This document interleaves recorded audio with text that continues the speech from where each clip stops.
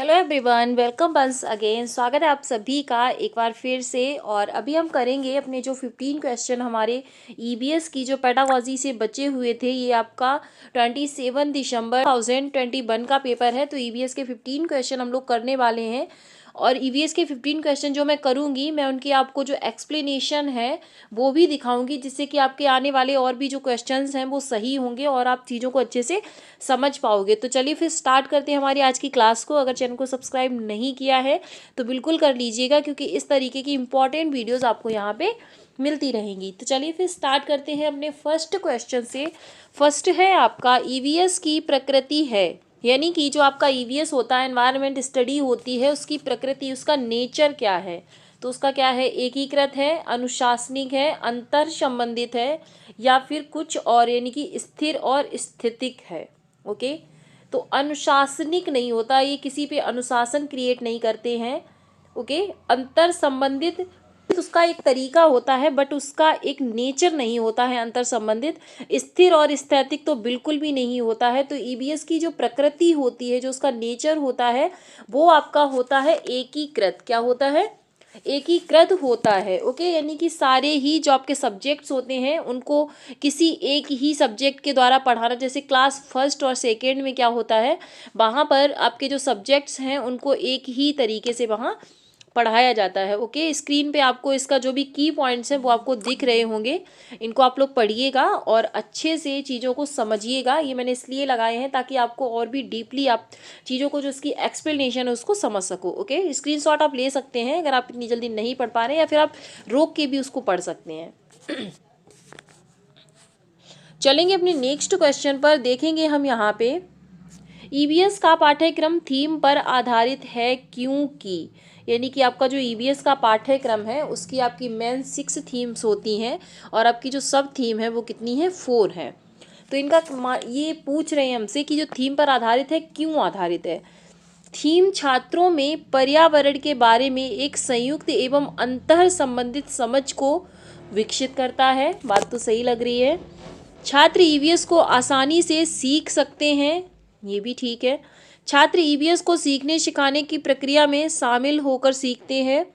शिक्षक छात्रों के सीखने को सरलता से आगे बढ़ा सकते हैं। तो ये तो दोनों सेम ही हो गए, यानी कि सरल हो जाती है या सरलता से आगे बढ़ा सकते हैं। छात्र ईवीएस को सीखने सिखाने की प्रक्रिया में शामिल हो सके। तो देखो, ये चारों ही ऑप्शन आपके सही हैं, मैं ये नहीं कह रही चारों गलत है, चारों सही हैं। बट एक ऐसा ऑप्शन आपको अप्रोप्रिएट चुनना है जिसमें कि अगर चारों की चारों पॉजिटिव हैं तो उसके अंदर जो है वो आपके बाकी के तीनों समाहित हो जाए। तो देखो, थीम छात्रों के पर्यावरण के बारे में एक संयुक्त एवं अंतर संबंधित समझ को विकसित करता है। वहाँ पे क्या होगा, आपका आसान तो ऑलरेडी हो गया है, और बच्चों को भी छात्र मतलब सीखने की प्रक्रिया में शामिल हो जाते हैं। तो आपका ऑप्शन फर्स्ट यहाँ पे क्या हो जाएगा, सही हो जाएगा। तो वहाँ पे आपको ऑप्शन देखो गलत नहीं होंगे, फिर भी आपको एक दो बार उनको पढ़ के ये समझना है कि चीज़ें किस तरीके से वर्क कर रही हैं। आपको स्क्रीन पे जो इनका थीम है ये दिख रही होंगी कि 4 थीम्स, 6 जो इनकी मेन थीम्स होती हैं, और उसके बाद है आपके 4 जो सब थीम्स होती हैं। ये मैंने सॉल्यूशन लगाए हैं, ये आप मुझे बताना ये कैसा प्रयास है मेरी तरफ से, और आपको अच्छा लगा हो तो मैं इस तरीके से आपको फिर सॉल्यूशन प्रोवाइड कराती रहूँगी। चलेंगे अपने नेक्स्ट क्वेश्चन पर। नेक्स्ट देखेंगे हम यहाँ पे,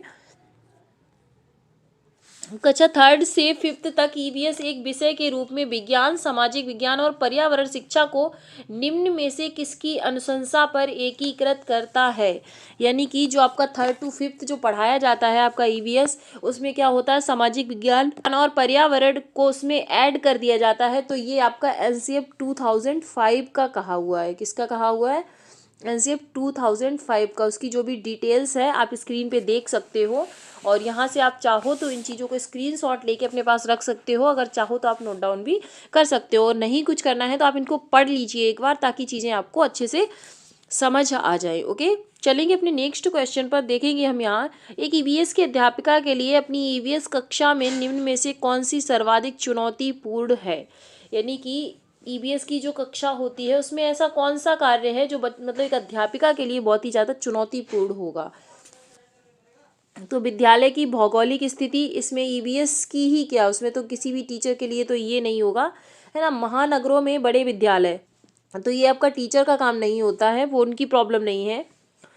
उसके बाद है छात्रों के लिंग, यानी कि कौन लड़का है लड़की है, वो भी टीचर की प्रॉब्लम नहीं है। भिन्न भिन्न प्रकार के छात्रों को संबोधित करना, यानी कि जो समावेशी कक्षा होती है, जो आपकी आपकी जो रचनावादी कक्षाएं होती हैं, उसमें आपके क्या पास होते हैं, आपके पास बहुत सारे टाइप के बच्चे होते हैं, सबकी अपनी संस्कृति, समाज, सबकी अपनी भौगोलिक स्थिति, सबकी अपनी एक मतलब उनकी जो पारिवारिक स्थिति है, सारी की सारी अलग होती हैं। ऐसे में मतलब सभी बच्चों का ध्यान रखना, ताकि किसी के भी पर्सनल जो उनका सेल्फ होता है उसको हर्ट ना हो, तो ये एक मतलब टीचर के लिए अपने आप में एक बहुत बड़ी चुनौती होती है। इसका जो भी सॉल्यूशन है आप स्क्रीन पे देख सकते हो। ओके, चलेंगे अपने नेक्स्ट क्वेश्चन पर। 80 नंबर पे देखेंगे हम इसको। निम्नलिखित में से किस प्रकार का सीखना ईवीएस कक्षाओं के लिए उपयुक्त है? यानी कि स्वयं करके सीखना अच्छी बात है, विवरणों द्वारा सीखना अच्छी बात नहीं है कि टीचर ने आपको सुना के विवरण दे दिया, व्याख्यान दे दिया, वो सीखने की एक बेहतर तकनीक नहीं है। परिभाषाओं तो द्वारा हमें कभी बच्चे को नहीं सिखाना है। रट कर सीखना, ये भी आपका गलत है, रटकर भी आपको नहीं सीखना होता है। तो इसमें कौन सा सही हो जाएगा आपका? ए इस हिसाब से आपका क्या हो जाएगा? सही हो जाएगा। निम्नलिखित में से किस प्रकार का सीखना ईवीएस कक्षाओं के लिए उपयुक्त है? तो स्वयं करके सीखना, यानी कि ए बी सी डी नहीं होगा, तो इसमें कहीं पर भी इन्होंने आंसर नहीं दिया है, इसलिए आपका जो इसमें आई होप अगर नंबर मिला होगा तो सभी को क्या मिला होगा? +1 मिला होगा, क्योंकि यहाँ पे इनका आंसर गलत है या तो फिर इनका क्वेश्चन ही गलत है। ओके, देखेंगे हम अपने नेक्स्ट क्वेश्चन को। ईवीएस के पाठ्यक्रम में हम चीज़ें कैसे बनाते हैं और करते हैं? थीम है, उप थीम है, पाठ्यक्रम है, विषय वस्तु है। तो ये आपका विषय वस्तु नहीं है, पाठ्यक्रम भी नहीं है। हम चीज़ें कैसे बनाते हैं और करते हैं, ये आपकी क्या है? मेन थीम है। अभी मैंने आपको दिखाई थी, एक बार स्क्रीन पे आप फिर देख लीजिए, आपको इसका सॉल्यूशन दिख रहा होगा। ओके, तो ये उप थीम भी नहीं है, तो आपका फर्स्ट ऑप्शन यहाँ पे क्या हो जाएगा? बिल्कुल ही सही हो जाएगा। चलेंगे अपने नेक्स्ट क्वेश्चन पर, देखेंगे हम इसको। पशुओं के संरक्षण के विषय पर छात्रों को संबोधित करने के लिए एक नीति की खोज कीजिए। यानी कि पशुओं का विषय, पशुओं को संरक्षण करना चाहिए, उनको संरक्षित रखना चाहिए, उसके लिए आप बच्चों को संबोधित करने के लिए किस नीति की खोज करेंगे?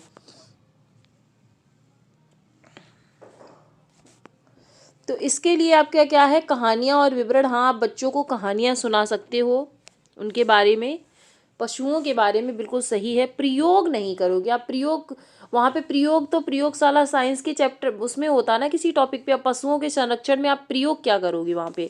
तो आपका बी गलत हो जाएगा। जहाँ भी बी नहीं होगा वो आपका सही है। केवल ए नहीं होगा, केवल डी नहीं होगा, ए बी सी डी चारों नहीं होंगे, तो ए सी डी यानी कि बी आपका क्या है? गलत है। ओके, तो आपका सेकेंड ऑप्शन जो है यहाँ पे सही हो जाएगा। आपको यहाँ पे सॉल्यूशन दिख रहा होगा स्क्रीन पे, इसको देखिएगा और चीज़ों को समझने का प्रयास कीजिएगा। ओके, चलेंगे अपने नेक्स्ट क्वेश्चन पर, देखेंगे हम इसको।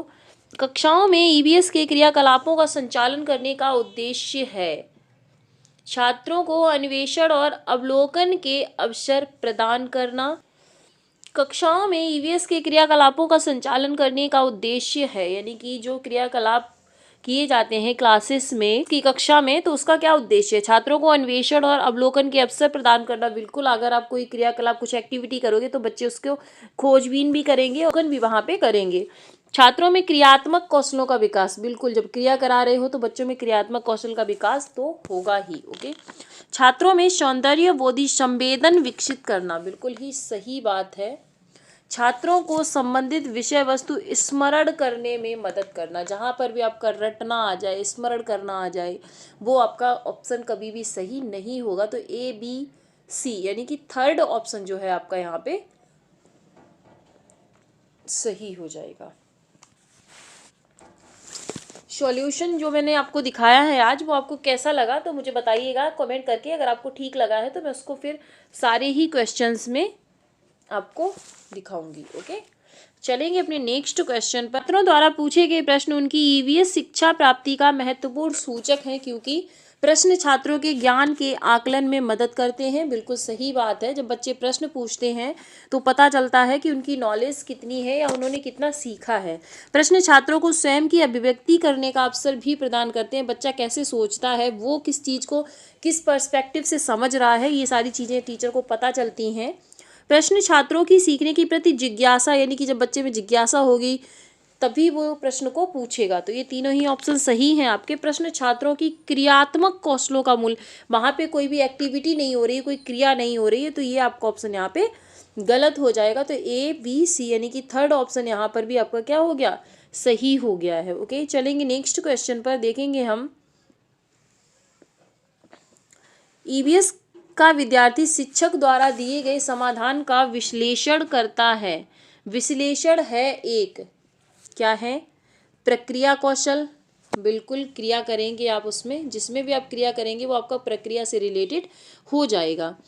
उसके बाद है आपका संज्ञानात्मक, बिल्कुल दिमाग भी लगाएंगे और विश्लेषण करते टाइम उत्पाद नहीं है, उससे उत्पाद नहीं होगा। मनोसामाजिक कौशल भी इसमें आपका डेवलप्ड नहीं होगा। तो विश्लेषण जो होता है उसमें आपने क्रिया और संज्ञानात्मकता यानी कि दो आपके जो हैं उसमें शब्द जुड़ते हैं। तो आपका ऑप्शन ए और बी यानी कि फर्स्ट ऑप्शन ही आपका क्या हो जाएगा, सही हो जाएगा। ओके, चलेंगे अपने नेक्स्ट क्वेश्चन पर, देखेंगे हम इसको। पाठ्य पुस्तकों एवं शिक्षकों के अतिरिक्त निम्न में से कौन सा ईवीएस की शिक्षा का एक साधन हो सकता है।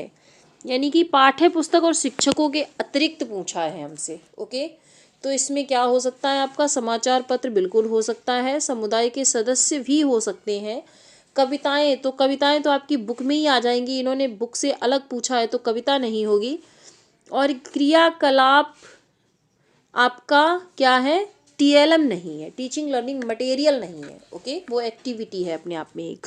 तो यहाँ पे ए और बी आपका क्या हो जाएगा, सही। थर्ड ऑप्शन आपका यहाँ पे सही हो जाएगा। ओके, सी ACD ऐसे इस टाइप के प्रश्न देखकर आपको बिल्कुल भी परेशान नहीं होना है। आप बस क्या करना, उनको एक बार अच्छे से ध्यान से पढ़ो और ये देखो इसमें क्या पूछा गया है और क्या नहीं पूछा गया है। तो जो पूछा गया है उसको पुट कर लो वहाँ से, जो नहीं है उसको हटा दो बस। निम्न में से किन विषयों की चर्चा ईवीएस की कक्षा में होगी। यानी कि एक ईवीएस की कक्षा है, उसमें किन किन चीज़ों पर आपका जो है चर्चा होनी चाहिए। ओके, तो पेट्रोल की दर हो सकती है, पशुओं का संरक्षण अभी हमने पढ़ा था होगा, जल आपदा ये भी होगा, बीजों के अंकुरण में कार्बन ऑक्साइड का सांद्रण, ये आपका साइंस का टॉपिक है। ओके, तो ये नहीं होगा ईवीएस की कक्षा में। ये नॉर्मल चीज़ें जो आपके पर्यावरण से संबंधित है वो होनी चाहिए। तो आपका इसमें फर्स्ट ऑप्शन सही हो जाएगा, A, B and C। Okay, चलेंगे अपने नेक्स्ट क्वेश्चन पर, देखेंगे हम इसको। निम्न में कौन सा ईवीएस के मूल्यांकन में सामाजिक कौशलों का सूचक हो सकता है। यानी कि ईवीएस का जब हम मूल्यांकन करेंगे तो उसमें सामाजिक कौशल, अब सामाजिक कौशल में वर्गीकरण तो नहीं आएगा, विश्लेषण भी नहीं आएगा, सृजनात्मक लेखन भी नहीं। समाज में जब आप होगे तो दो चार लोग और भी होंगे तो मिलकर कार्य करोगे, साझा करोगे चीज़ों को। तो ऑप्शन थर्ड आपका यहाँ पे क्या हो जाएगा, सही हो जाएगा। चलेंगे नेक्स्ट क्वेश्चन पर, देखेंगे हम इसको। रंग के आधार पर पशुओं को वर्गीकृत करना उपयुक्त वाक्यांश इंगित करता है। यानी कि आपने क्या किया, रंग के आधार पर पशुओं को वर्गीकृत कराया। तो सीखने का उद्देश्य है, सामान्य उद्देश्य नहीं है, सीखने की दक्षता भी नहीं है, सीखने की प्रक्रिया भी नहीं है। यानी कि अगर ऐसा टीचर करा रहे हैं तो उसके सीखने का उद्देश्य है, वो बच्चों को क्या कर रहा है, कुछ सिखाना चाह रहा है। ओके, चलेंगे नेक्स्ट यानी कि लास्ट क्वेश्चन पर। शिक्षिका द्वारा ईवीएस छात्रों का मूल्यांकन उनके अवलोकन द्वारा उनसे प्रश्न पूछकर चित्र बनाने में उनकी भागीदारी तथा विचार विमर्श में हिस्सा लेने एवं उसके उपरांत द्वारा इकाई परीक्षण यह दर्शाता है कि शिक्षिका अवलोकन के उपकरण का प्रयोग करती है। तो सिर्फ अवलोकन नहीं कर रही हैं, वो उसके साथ साथ प्रश्न भी पूछ रही हैं, क्रिया भी करवा रही है, यानी कि बहुत सारी चीज़ें एक साथ शामिल। शिक्षिका संकलित, यानी कि संकलित का मतलब होता है सम्मेटिव, तो सम्मेटिव नहीं है ये आपका, सम्मेटिव होता है साल के अंत में। शिक्षिका तो क्या कर रही है, कक्षा में ही छात्रों को पूछ रही है, तो ये सम्मेटिव नहीं होगा। शिक्षिका विद्यालय निर्धारित मूल्यांकन प्रक्रिया का प्रयोग कर रही हैं, यानी कि विद्यालय आधारित, यानी कि विद्यालय में जो जो चीज़ें हम कर सकते हैं बच्चों के आकलन के लिए, वो सारी चीज़ें क्या कर रही हैं, अध्यापिका कर रही हैं। तो थर्ड ऑप्शन आपका यहाँ पे सही हो जाएगा। शिक्षिका सहपाठी मूल्यांकन, सहपाठी मूल्यांकन तब होता है ना जब ग्रुप्स में बच्चे सीखें और आपस में ही एक दूसरे का एनालिसिस करें, तो ये भी नहीं होगा। आपका थर्ड ऑप्शन क्या हो जाएगा यहाँ पे, थर्ड ऑप्शन आपका यहाँ पे सही हो जाएगा। ओके, तो आपको कैसा लगा जो मैंने आपको डिटेल्ड में जो इन्फॉर्मेशन दी, उसके बारे में आप मुझे कमेंट सेक्शन में बताइएगा। और वीडियो अगर पसंद आई है तो वीडियो को लाइक शेयर सब्सक्राइब जरूर कीजिएगा। और ओके, मिलते हैं फिर एक नेक्स्ट वीडियो में कुछ मोस्ट इंपॉर्टेंट क्वेश्चंस के साथ। तब तक के लिए आप सभी का धन्यवाद मुझसे जुड़े रहने के लिए, और थैंक्स फॉर वॉचिंग। जय हिंद।